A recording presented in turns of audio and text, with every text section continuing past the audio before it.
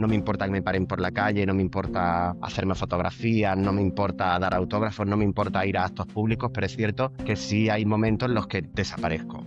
Me meto en mi caparazón como una pequeña tortuga, me repongo y vuelvo a salir. Ser visible, ser gay y estar en un medio tan popular no siempre es fácil, ¿no? ¿Cómo ha influido tu orientación en tu bienestar emocional a lo largo de tu carrera? Yo pasé por una meningitis siendo adulto que me llevó a un coma, y en el momento en el que tú cruzas de algún modo el umbral en el que tú mismo ya te consideras ver que has vuelto a la vida, te hace replantearte las cosas de una manera muy distinta, que hace falta meter la salud mental como si fuera una asignatura más dentro de no solamente los centros de educación secundaria o universidad, sino desde los propios colegios. Hoy tenemos a un invitado, siempre digo lo mismo, pero es que hoy a un invitado muy de bandera, porque bueno, este hombre me tiene que dar a mí clases magistrales de cómo hacer una entrevista, porque lleva más años que la puerta, saliendo en la televisión, en Canal Sur, en otros medios. Imagino que muchos de vosotros ya lo conocéis.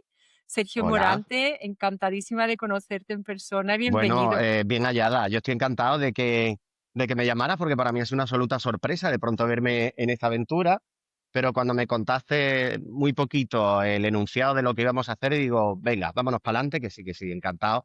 Y además, feliz de tener esta vía para poder hablar de muchas cosas. Estupendo, porque Sergio, tú llevas muchos años entrando cada día en las casas de miles de Pues personas, desde la tele, ¿no? Entonces, digamos que para mí la primera pregunta que me surge es qué precio emocional se paga por estar siempre bien delante de ah, una cámara.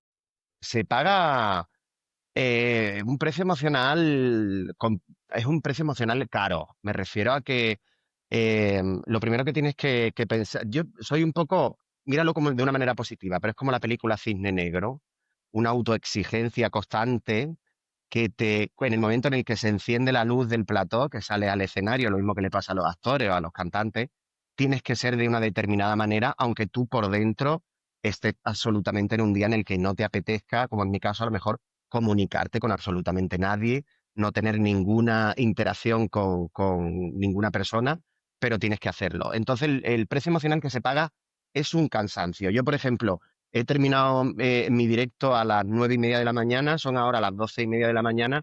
Yo estoy ahora en el momento me pillas en el momento de vaguada. Ahora tú me puedes pedir cualquier cosa que a todo te voy a decir que sí, porque estoy en el momento ¡Oh, qué de suerte! reconexión con mi interior, porque hasta ahora ha estado funcionando el Sergio Morante presentador, el Sergio Morante periodista, y cuando ha terminado la reunión de los temas de mañana, que es justo ahora, es cuando empieza el Sergio Morante, que se pone el pijama y que a lo mejor llega a casa y no me apetece ni mirar a mi pareja a la cara, y necesito al menos 1 o 2 horas de reconexión.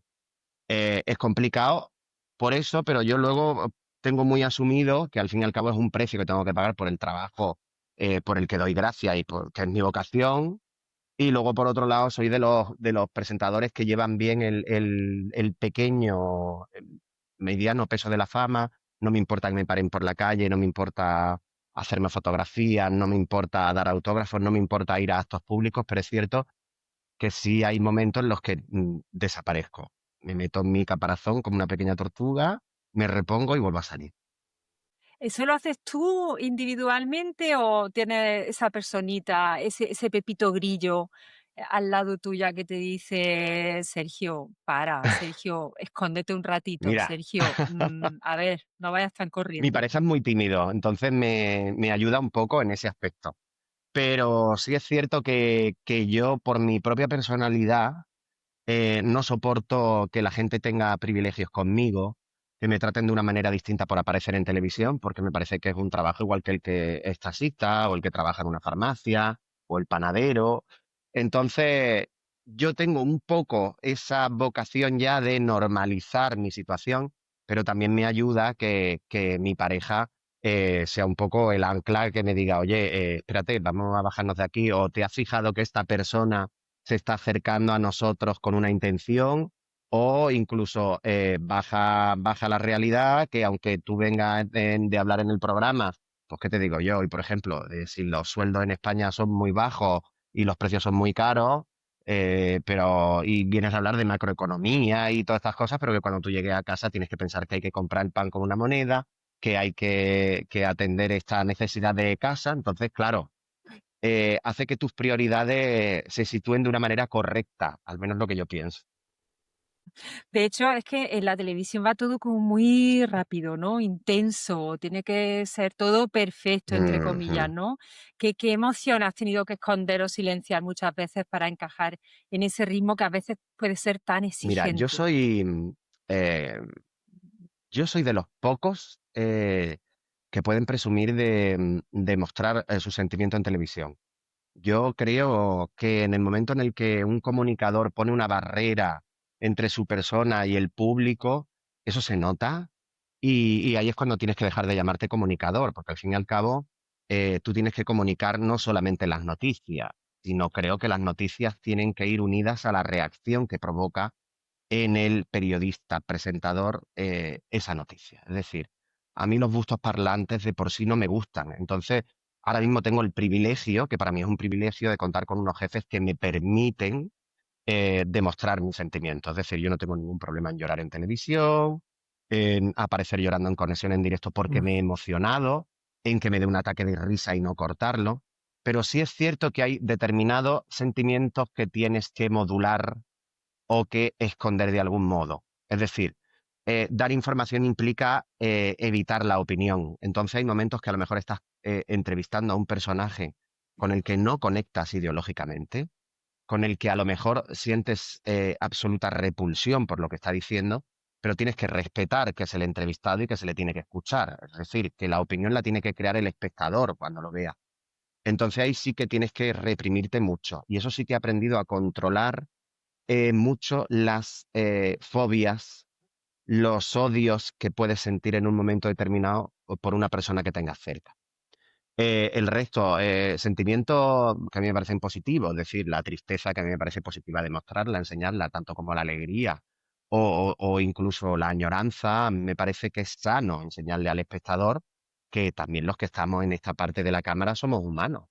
Aparte porque yo creo que es como en todas las profesiones, ¿no? Ya no Sí, solamente como reportero o como periodista, sino, por ejemplo, en nuestras profesiones de profesionales de la salud mental, también tienes que, de alguna manera, que hay una especie de personaje, ¿no? Creado porque tienes que mantener una cierta mm, distancia a la hora de tratar con esa persona, ¿no? Entonces, imagino que ese personaje que tú también te has criado no es exactamente la misma persona que es sí, Sergio con su bata y ¿no? Y sus zapatillas en casa, y que tiene que costar muchísimo el tener que sí, separarlo, ¿no? Por ejemplo, te digo un truquillo mío, yo cuando tengo mis sesiones con los clientes, yo tengo siempre la misma ropa. Y luego cuando termino la sesión me cambio de ropa. Entonces como una especie como de uniforme, ¿no? De ese claro. personaje. ¿Tú tienes algún tipo de, no sé, Eh, de el estrategia mío es muy para fácil, ello? las gafas. En el momento en el que yo me coloco las gafas, estoy actuando como periodista. A ver, las mías son progresivas, que yo las tengo que tener puestas, ¿eh? No te creas tú, que si no, no veo. De hecho, me las quito y ahora prácticamente no te veo y mira que tengo el móvil a escasos centímetros. Pero es cierto que en el momento en el que yo me quito la gafa, es como que me relajo, como que soy más yo, como que estoy...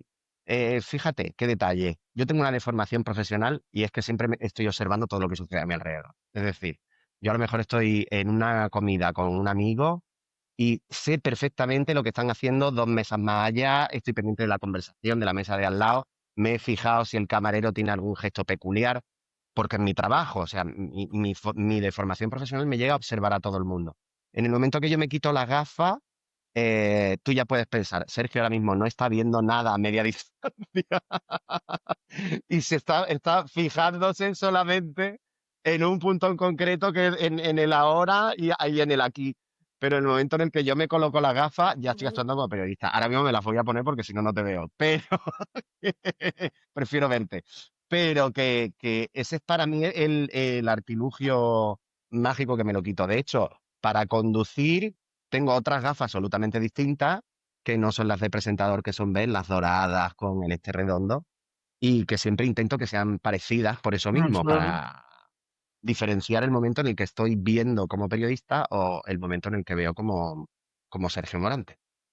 Qué bueno, qué bueno. Pues mira, Sí, simbólico sí, total, sí. ¿eh? Y te ayuda seguro. Y bueno, las tablas que tú tienes, imagino que infinidad de gafas que Sí, habrás tenido ya en sí, este sí, sí, sí. tiempo, Sergio. He tenido unas cuantas, he tenido unas cuantas. Sergio, ser visible, porque claro, al trabajar donde trabaja era una persona visible, ser gay y estar en un medio tan popular no siempre No. es fácil, ¿no?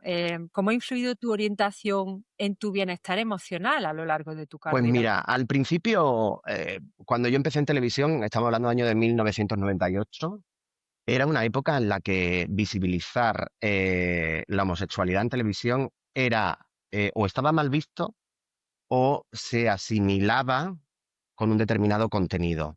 Yo eso lo tuve que vivir. Es decir, a mí había determinados contenidos informativos que no se me ofrecían por parte de jefes, de responsables de ese momento, no porque yo considere que ellos tenían una actitud homófoba, sino porque eran los tiempos que corrían y se consideraba que si eras homosexual, en el caso de un chico, pues que tendrías que tender a hablar del espectáculo, del corazón, de lo que es el show business. En el caso de que fueras una chica, pues lo normalmente que le ofrecían a las chicas lesbianas era deportes. Entonces, eso lo tuve que vivir durante muchos años. Me costó mucho trabajo romper con ese muro.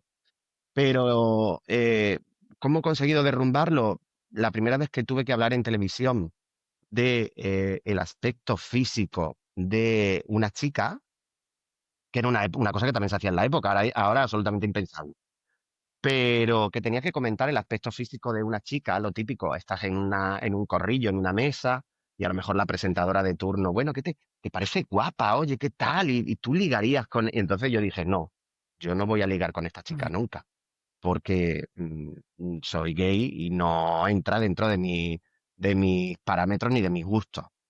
Y en ese momento, el primer momento que lo dije, conforme lo estaba diciendo, hice, ups, pero una vez dicho, te prometo que me descargué muchísimo. O sea, fue una descarga tremenda y me permitió mostrarme todavía con mucha más naturalidad delante de pantalla. Entonces, claro, durante este tiempo te encuentras a los cuatro descerebrados que utilizan tu condición sexual para insultarte, para decirte lo que les apetezca. Pero es cierto que cuando tú actúas con absoluta normalidad, y no me refiero a la exacerbación, que también hay muchas veces que ve a gente que exagera su actitud porque considera que tengo que ser muy visible para que Ujú. me vean y provocar. No, yo lo veo con absoluta normalidad. Es decir, yo a lo mejor estoy hablando en pantalla de cualquier circunstancia de mi vida privada y si tengo que decirle a un actor guapo en pantalla, se lo digo con toda la absoluta normalidad porque sé que esa persona me va a responder y porque sé que el espectador que me está viendo sabe cómo es mi vida y dice, ah, pues me está llamando guapo con toda la normalidad absoluta y sin ningún problema. Entonces, ya te digo, en un principio fue un poco losa, porque sí es verdad que me mantuvo durante muchos años enclaustrado en un tipo de información y afortunadamente, a lo que te digo, a fuerza de que el tiempo ha evolucionado y de que también yo he ido mostrándolo cada vez con más normalidad, me ha permitido llegar a lo que llego ahora, que hago un informativo matinal con entrevistas, con tertulia, y que me está permitiendo desarrollarme profesionalmente de otra manera. Hay que decir que a todos y a todas y a todos los que me estén viendo, que a lo mejor quieran dedicarse a la comunicación, yo siempre les digo una cosa, la tele es un aparato muy bonito, pero también, y con perdón de la expresión, no sé si lo puedo decir, pero me lo decía así, es muy jodido. Es decir, todo lo que pase, toda la Ujú. verdad que esté pasando por tu cabeza y todo lo que suceda en tu vida, lo vas a transmitir. Pero también hay otra cosa que tiene la televisión y es que todos tus gestos, todas tus posturas, incluso lo que tú pienses que es más imperceptible, lo va a exagerar. Entonces, siempre le digo a todos y siempre le aconsejo lo mismo, mesura y naturalidad. Lo que te digo, que no, que ya el simple hecho de que tú estés en televisión ya es una reivindicación, que no te hace falta multiplicar por 1000, soy el más homosexual del mundo para que la gente te haga caso, porque cuando la gente ya lo sabe, te hace caso. El testimonio de Sergio ilustra de forma muy clara un proceso de integración identitaria en un contexto altamente expuesto y evaluativo como es el medio televisivo. El momento en el que verbaliza por primera vez su orientación sexual en público actúa como un evento de descarga emocional y de reducción de la disonancia cognitiva. Lo que hasta entonces estaba contenido pasa a alinearse con su conducta observable. Esta congruencia entre identidad interna y expresión externa genera alivio psicológico, una mayor espontaneidad y un aumento de la sensación de autenticidad. Durante años, Sergio describe un estado cercano a la inhibición conductual crónica, probablemente sostenida por miedo al rechazo, a la estigmatización y a las consecuencias profesionales. La evolución que narras refleja un proceso de normalización identitaria, donde la orientación sexual deja de ser un foco central de autoobservación y pasa a integrarse de manera natural en el self. No hay sobreactuación ni evitación, sino una expresión ajustada. Sergio también señala un aspecto clave: la diferencia entre visibilidad y exageración. Desde una mirada clínica, la sobreactuación puede entenderse como una respuesta defensiva frente al estigma interiorizado o la inseguridad identitaria, mientras que la naturalidad surge cuando la identidad está suficientemente elaborada y aceptada. En este sentido, la mesura que recomienda no es represión, sino autorregulación emocional y conductual, especialmente relevante en un medio que amplifica gestos, emociones y microexpresiones. Claro, así es, ¿no? Y aparte yo creo que está muy bien lo que has dicho. Son momentos que le puede Sí. pasar a cualquier persona, es simplemente darle voz. Tú mismo le das voz bueno, a lo que Mm, sientes, ¿no? En ese momento lo dijiste en voz alta, dijiste yo, ¿cómo le voy a pedir de salir a esta claro. chica o quiero estar con esta chica? Soy gay. El hecho de ya decirlo en voz alta ya te abre una puerta que estaba cerrada hace muchísimo tiempo, ¿no? Entonces, eso te ayuda mucho también, ¿no? Aparte, yo también me he documentado, lógicamente, para la entrevista, y desde fuera tu trayectoria parece, bueno, un éxito constante, ¿no? Bueno, por lo menos lo que a mí me da la sensación, ¿eh? Por lo que he estado Sí, mirando, que partes más oscurillas, más miedos, más inseguridades no se ven cuando se apaga ese foco rojo. mira, hay inseguridades que surgen. Por ejemplo, en el sistema de la televisión en España, cuando tú trabajas para un medio privado, tú negocias tu sueldo. Entonces, claro, la gente puede ver en nacionales, en los canales que se ven en toda la nación, unos sueldos extraordinarios y hay muchas veces que uno se siente tentado a decir, voy a dar el salto y voy a multiplicar mi sueldo hasta por 10 veces de lo que ganas en una televisión pública. Y hay veces que mi miedo así ha sido, estoy perdiendo el tiempo aquí, a lo mejor debería estar en una televisión nacional, debería enfrentarme a lo que es la jauría de estar continuamente con la condena de la audiencia a diario, que es lo que realmente determina si eres bueno o no. O sea, el sistema está construido así y hay que asumirlo.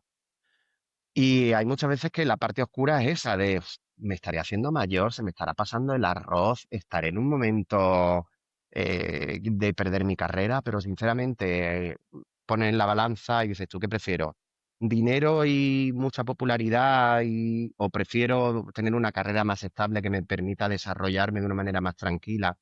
Que sí, que a lo mejor tiene la contraprestación de que a lo mejor no me ven los 49 millones de españoles, pero oye, que yo tengo una audiencia potencial de 11 millones de personas, que para mí es la mejor audiencia del mundo. Y cuando hay mañanas que veo que me ven 150.000, 200.000, 300.000, o días que me veo 1 millón de personas, a mí me es igual que me viera uno. O sea, yo me dedico a esa persona únicamente.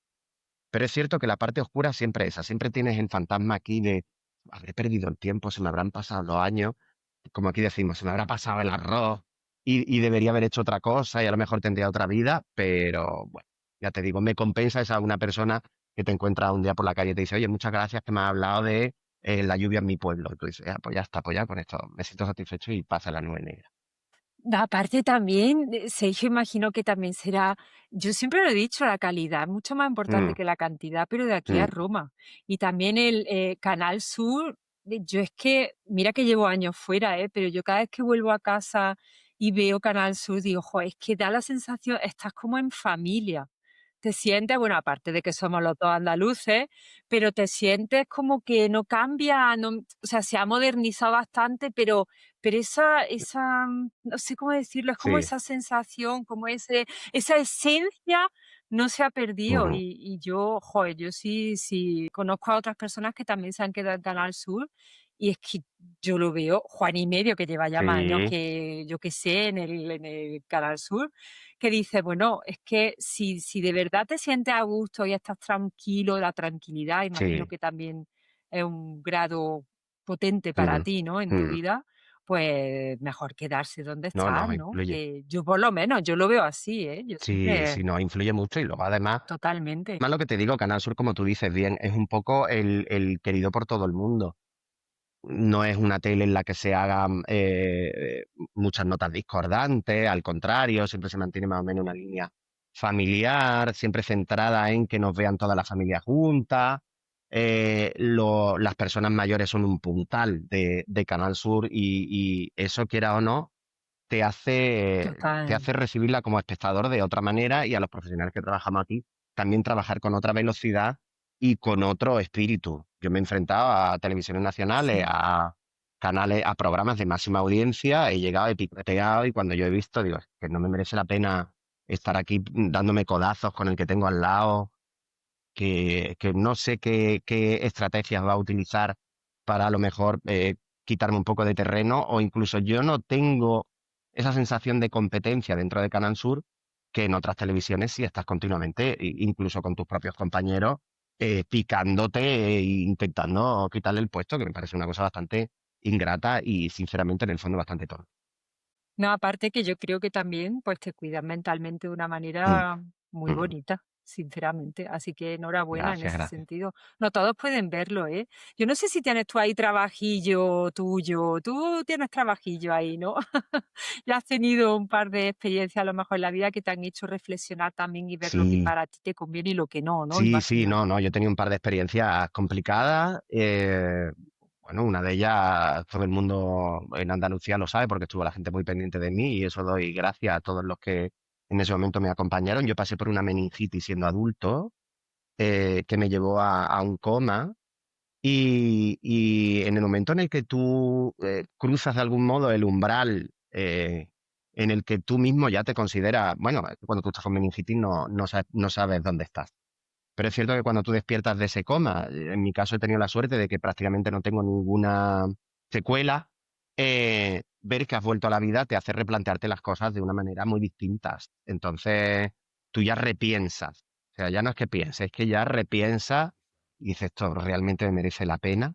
Y es cierto además que cuando pasas por ese tipo de experiencia, yo en mi caso ya tenía cierta empatía, pero cuando pasas por esto se te potencia muchísimo el ponerte un poco en la situación de los demás.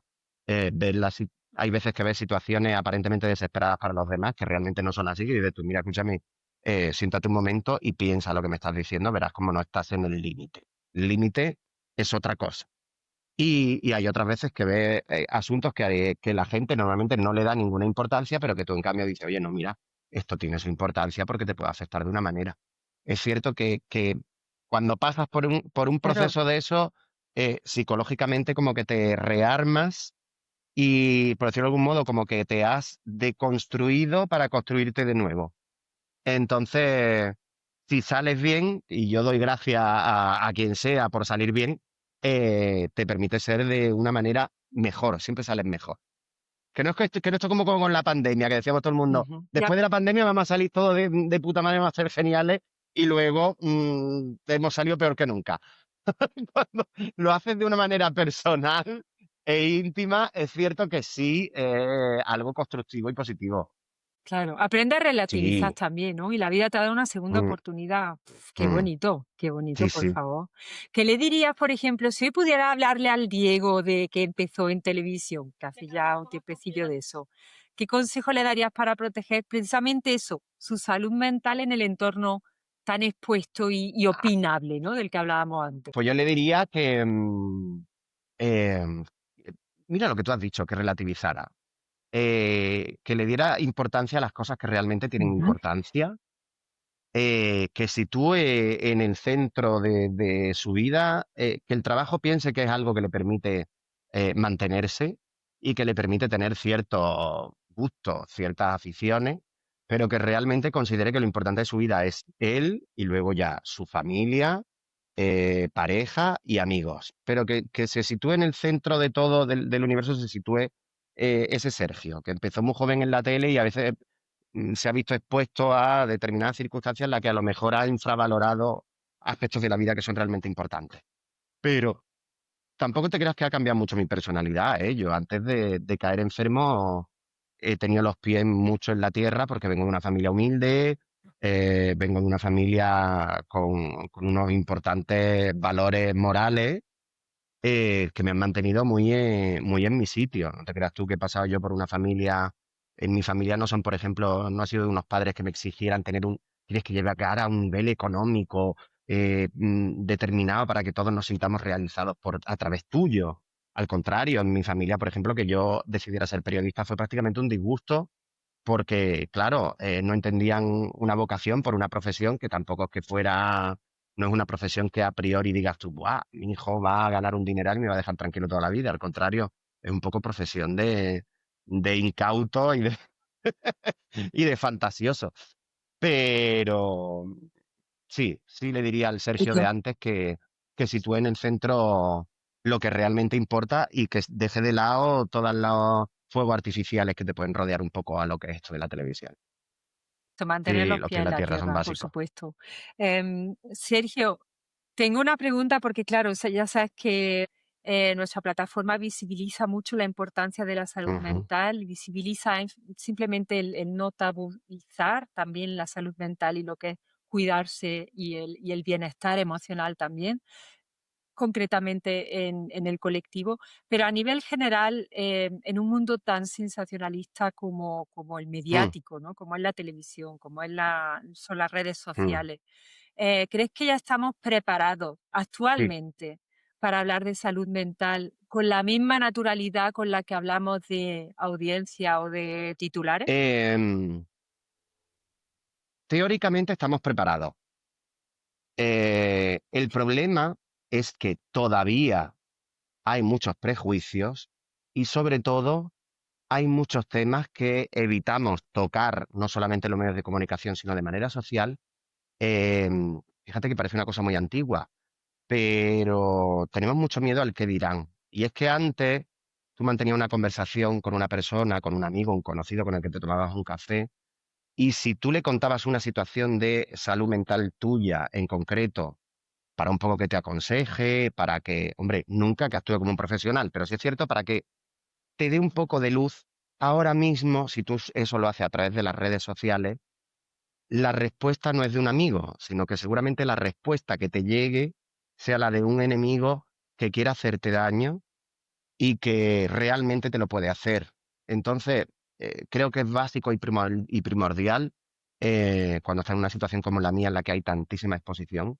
En primer lugar, que aprendas que esa persona que te está atacando seguramente no tiene ni idea de quién eres, ni idea de cómo eres y que por tanto tienen que resbalarte.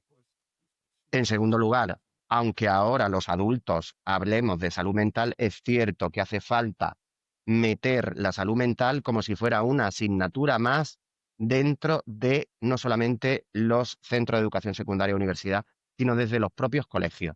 Desde el inicio de la educación, el ser humano necesita tener herramientas de salud mental a su alcance y sobre todo personas que puedan ver antes de que lleguemos a una situación complicada, puedan ver síntomas de cualquier problema de salud mental y atacarlos. No atacarlos, sino tratarlos. Vamos a hablar con los términos correctos. Entonces, creo que se han dado pasos muy importantes, que por fin en esta sociedad podemos hablar de sufro ansiedad, tengo depresión, esto soy a lo mejor una persona, que decirlo, neurodivergente y tiro para adelante con mi vida, pero es cierto que por un lado tememos esas reacciones y por otro lado está la otra cara, que es lo que tenemos que evitar, evitar que esto se ponga tan de moda que de pronto la salud mental se convierta en la excusa perfecta para desmontar un poco la sociedad y cultura o incluso buscarnos excusas para decir, oye, escúchame, te digo la verdad en tu cara porque como tengo necesidad de ser sincero y hay veces que lo que estás cometiendo es un sincericidio contigo mismo e incluso dañando a la otra persona. Entonces, creo que se están viendo luces, pero que hay que aprender y que hay todavía que formarse en salud mental, es básico. Exactamente, ya no solo formarse, sino también no llegar a esas Claro, polaridades, ¿no? De o claro, todo o nada, o hablamos todo el rato o no hablamos efectivamente. nunca, o eso es un tabú o hay que Mm, demostrarlo en todas mm. las partes, sino Sí, naturalizarlo sí, sí, también, ¿no? Yo creo que es una de nuestras misiones en la plataforma y con voces como la tuya, por ejemplo, que mira, me acabas de sacar a mismo un reel maravilloso donde te voy a poner precioso, vamos a poder decirlo y vamos a poder decir qué importante es visibilizar y qué importante es naturalizar y efectivamente, normalizar, efectivamente. que tiene que ser una parte nuestra. Y lo que has dicho, el tema de la educación, importantísimo, la educación, la psicoeducación, yo no me cansaré de Es decirlo, de básico. verdad. Así que, jo, Sergio, pues ha sido cortito pero intenso. Muy, muy agradecida de tenerte hoy aquí. Un placer haberte conocido en persona. Cuando vaya esta Navidad, bueno, no lo voy a ver, pero te veré grabado. Voy a Eso, decir, yo con ese eso, hablaba. bueno, Me hace mucha bueno, ilusión. está la plataforma Canal Sur Más, que de cualquier parte del mundo nos pueden ver y ahí estamos. Yo estoy todas las Mm, mañanas dando el desayuno ujú. y espero seguir haciéndolo mucho tiempo. Oye, para mí también ha sido un placer, de verdad que sí. Lo he disfrutado muchísimo. Y nada, cuando tú quieras, ya, nada más que tienes que contactar conmigo y echarme un rato. Que es un placer, de verdad que sí. Y sobre todo cuando has terminado el programa que se te puede pedir cualquier Ahí cosa, las ¿no? da, ahí las da. Que me lo he apuntado. Eso te ha gustado. Me lo he apuntado, me lo he apuntado. Eso me ha gustado, eso me ha gustado. Bueno, Sergio, un abrazo gigante. Bueno, Muchísimas un besazo gracias. a ti y a todo el mundo que nos ha visto y que nos ha escuchado. De verdad que Chao, sí. Un chao. besazo. Chao.